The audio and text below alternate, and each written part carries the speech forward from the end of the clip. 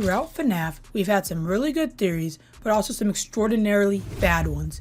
In this video, we go over the top 5 worst FNAF fan theories that I quite literally think made my ears bleed. Disclaimer, FNAF storyline is heavily just fan theories, and of course a lot of us have different ones, but honestly these are some of the most out there ones that I can't defend. Imagine you're working a long shift at Five Nights at Freddy's 1, when suddenly, BAM, Foxy appears, and you simply get so scared you fall over and die from a heart attack. Yes, this is a real theory. Number 5 on this list is Foxy accidentally kills you by a heart attack because of his broken voice box in FNAF 1. Yeah, this is a load of horse manure. Similar theories along these lines are Foxy's a good guy, and Foxy gives you a hug instead of scaring you in FNAF 2. Yeah, you heard that right. This vicious killer, who's killed me at least 100 times throughout every FNAF game, being the source for most of my rage, was really just giving me a hug. A hug.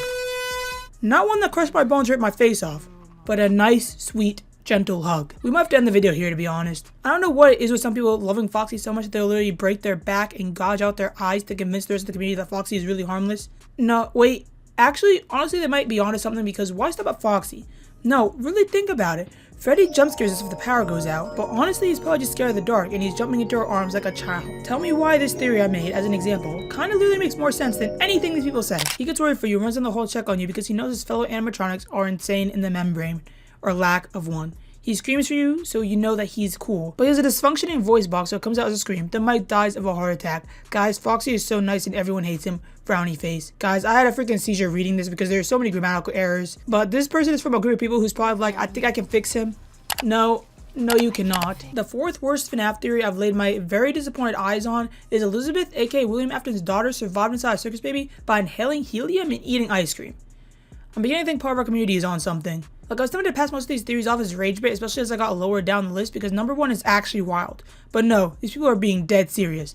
Like, what do I even say to this except the obvious? Helium isn't oxygen, and at some point you would die from just eating ice cream. Though, it doesn't matter, you can't survive from just inhaling helium, so she would have died from suffocation long before that. But if you don't believe me, here's what Dr. Google has to say. Breathing in pure helium deprives the body of oxygen as if you were holding your breath. If you couldn't breathe at all, you start to die within minutes as soon as your body used all oxygen in the blood. I don't know if some fans were just hoping Elizabeth was immortal or built different or something, but, yeah, she's not. Don't worry, guys. You're going to really love this theory. This one, I'm sure. It's a legit theory crafted by the best of us. The most intelligent of us.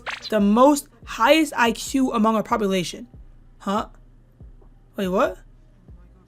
Wait, huh? Purple guy's holding a banana? Spot 3. Purple guy in the Save the minigame is holding a banana. Yes, you heard that right. Purple guy is holding a banana. Because honestly, why not? He probably simply got a little peckish from all the brutal murdering he was doing. But I feel like I don't even have to try and disprove this. Why in the world would he be holding a banana? Why not an apple? Or a pear? Or a grape? I don't know. Spot 2.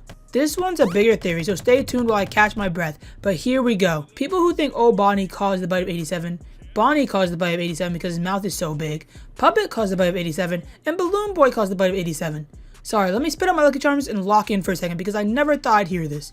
Old Bonnie has no jaw. Puppet has no teeth. And I'm sorry, Balloon Boy? Really? Well, annoying. He doesn't even kill you in the games. Also, how in the world is this dude gonna cause that bite? Out of all these, Balloon Boy? Really? And spot 1. Number 1 for the worst Five Nights at Freddy's fan theory that genuinely hurt my brain. William Afton is a good guy. Yeah. This theory is William Afton, the villain of this series, is the good guy. To expand, apparently William Afton kills kids because his kids died, even though there's enough evidence to show that he started killing before his kids died. And from all the lore I've seen and most theories agree to, his kids died literally because of William's own actions and William's own animatronics. And even if William did start killing because hypothetically his kids died, how exactly does this equate to him being a good guy? Alright guys, wrap it up. Wrong guy. I know he's responsible for dozens of missing kids, but he's innocent. He had a good reason, being he was in pain, so I guess murdering them all was okay. Like what? This theory quite literally makes no sense. Your kids dying cannot excuse you murdering many others. So how they came up with the good guy conclusion is beyond me. Other excuses I've heard to defend this is he's being controlled by Glitchtrap, but his murders were before Glitchtrap, so... And then even another excuse is he killed them to make them immortal. Yeah, I don't know how far we need to stretch this. If I killed my brother and went to court and said, excuse me, your honor, actually I did it to make him immortal, I'm not the bad guy, trust. I'm still getting 25 to life. Now replace me with William Afton, who has multiple bodies. Yeah, this fool would never get out of prison, and I don't think there's anything you can say that would change a court's mind. I mean, imagine this dude's lawyer who has to defend him. Vandalism, arson, child endangerment, child abuse. first and second degree murder, literally being a serial killer, mutilation of a dead body, along with many others. This dude is getting the death penalty, and good. I just hope they don't try to light him on fire. Yeah, I would spend an hour of my life on these theories. Those are the top 5 worst ones, but some honorable mentions are Bonnie is Elsa from Frozen. I don't know, people were trying to explain why Bonnie is a girl.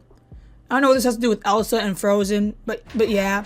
Fredbear is Homer Simpson, Foxy is Darth Vader, and Chica is Austin Powers. We've got Freddy as SpongeBob for some reason, guys. Wrap it up here. We've also got the theory that Freddy is gay. Well, nothing's wrong with that. I'm failing to see the relevance of how this affects the game in the slightest. I don't think the animatronics are attracted to each other like that, or the character. Foxy is Phone Guy. Yeah, no he's not. The handprint on Freddy's face is his own. Yeah, the theory is I guess he swatted a fly and smacked himself in the face. I actually died laughing when I heard this one. Chica was a cheerleader. I'm starting to think people are just making up whatever they can to try and make the killer animatronics relatable. The last theory is Springtrap in FNAF 3 doesn't kill you and just calmly asks you to open the exit. So, how chill of him. I think I'm going to take a whole jar of Tylenol as these theories have given me a massive headache. Of course, though, the video on screen is recommended just for you.